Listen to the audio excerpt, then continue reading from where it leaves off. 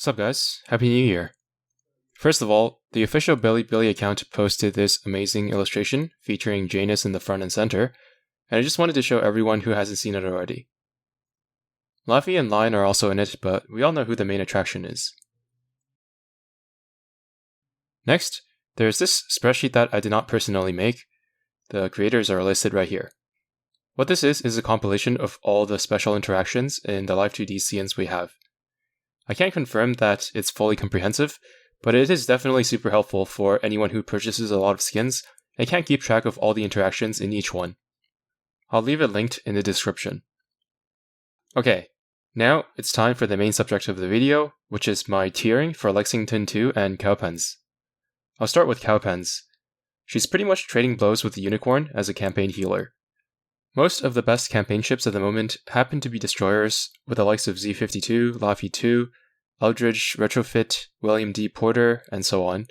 So Cowpens' directed healing based on her own HP is much more effective than Unicorn's healing based on the destroyer's HP. When I use Eldridge plus another tanky Vanguard ship, it rarely feels like the Vanguard is in danger anyway, as opposed to the main fleet, which ends up taking more damage because of Eldridge's lack of damage. In which case Cowpens is even better since she consistently heals the main fleet. She doesn't have a preload like Unicorn, but it's not a big deal in longer fights, especially given that she has more reload, meaning that there are moments in the battle where Cowpens launches as many airstrikes as Unicorn.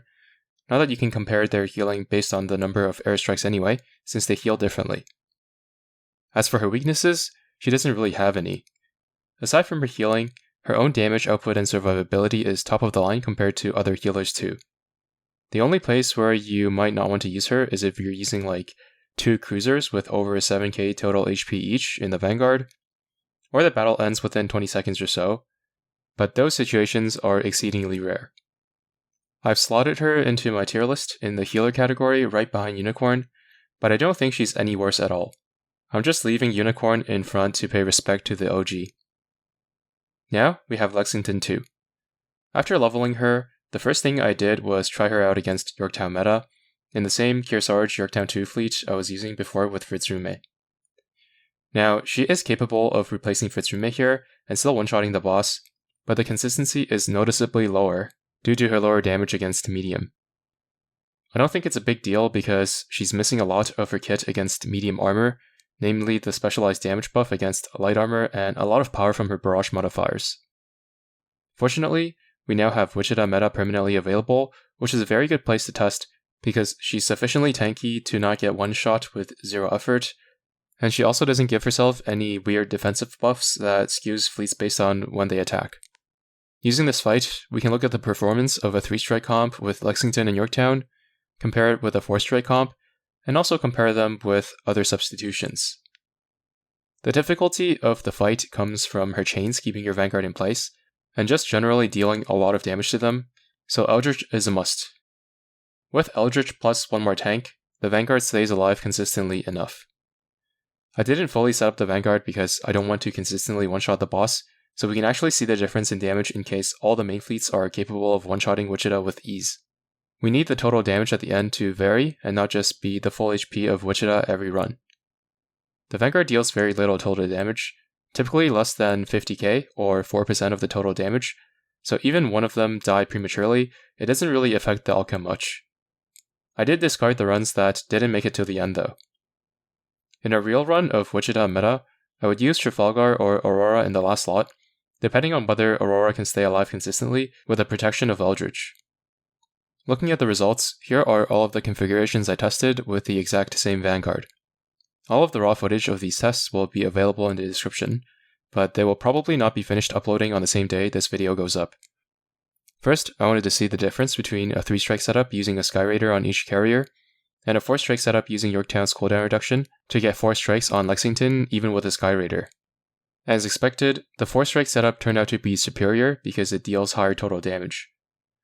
Some external factors that can make the 4-strike setup worse, though, could be damage reduction or similar mechanics that happen within certain windows, which Wichita meta doesn't have, or movement patterns that benefit 3-strike setups, but that doesn't matter with Lexington's route.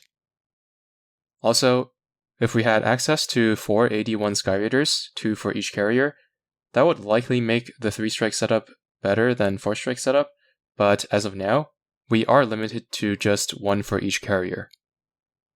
Next, I replaced each carrier with Fritz-Rume, doing a 3-strike setup, because 4 strikes with 81 is not possible without Yorktown reducing Lexington's cooldown. And it seems that Lexington without Yorktown is slightly better than Yorktown without Lexington, both cases with 3 other USS ships, enough to trigger their buffs. However, using them both together, even with a 3-strike setup, but especially with a 4-strike setup, was the superior option. After that, I wanted to see if Lion, who is the single strongest ship against light armor, and also buffs the entire fleet, would be better than using Kearsarge, despite Kearsarge increasing carrier damage by a much higher amount than Lion. And it turns out that Kearsarge was very slightly better than Lion, but with a real Vanguard fleet, especially with Trafalgar, who specifically buffs Lion, it would likely favor Lion. Still, it's good to see that Kearsarge can keep up with the modern ships to some extent when the conditions allow for it. Finally, I tested the strongest main fleet of Lion, Alsace, and Fritz-Rume that was used in the last couple of light armor meta bosses, and unfortunately, the USS main fleet was no match, and this is without even accounting for the fact that all 3 ships in this fleet increase Vanguard damage significantly. When a full Vanguard with ships like Trafalgar, Plymouth, and Mogador is used, the difference would be even greater. One point in favor for the USS fleet is that if Eldridge's protection is unnecessary, Lexington still provides a full route that will keep the consistency of the main fleet damage the exact same, while all the other fleets tested that did not contain Lexington rely on Eldridge to set up their attacks, so the odds are Eldridge would still be needed for the slow even if her damage contribution is otherwise subpar. There's also the recent addition of William D. Porter, who would specifically buff the USS carriers by an extra 10% more than other ships, along with a 3rd ship in the flagship who can be non-USS like Lion, which is another potential that could help the USS ships keep up. But overall, I think that the battleships with Rume or Vanguard as a 3rd would be slightly better. Now, for the tiering changes. At this point, I think that Fritz-Rume has proved herself more than enough times to be overall the best carrier in the game with her incredible flexibility. Her damage against light and medium armor is extremely high. Her reload is relatively high for a ship that does as much damage as her.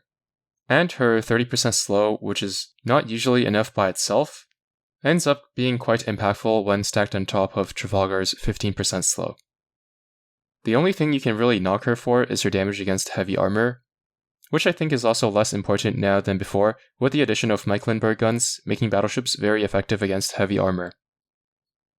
On the other hand, Nakhimov suffers a lot from competition that she didn't have originally. Against light armor, Lexington 2 can provide a route just like Nakhimov, while dealing much more damage paired with Kearsarge compared to Nakhimov and Soyuz. Against heavy armor, battleships are now legit contenders with the Mecklenburg guns like I just mentioned, and there's now Hakuho, who demands at least one IJN main fleet ship, so you have to choose between either running Hakuho plus Amagi or Soyuz and Nakhimov, as you can't run all 4. While Nakhimov is still pretty good at everything, she really only excels against medium armor now relative to other top options.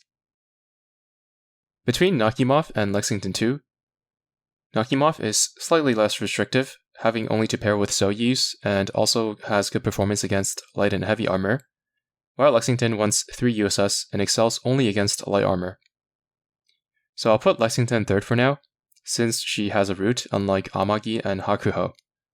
Expect to see a lot of her for the next light armor meta boss, especially if they move a lot, provided she's not already power cut by then.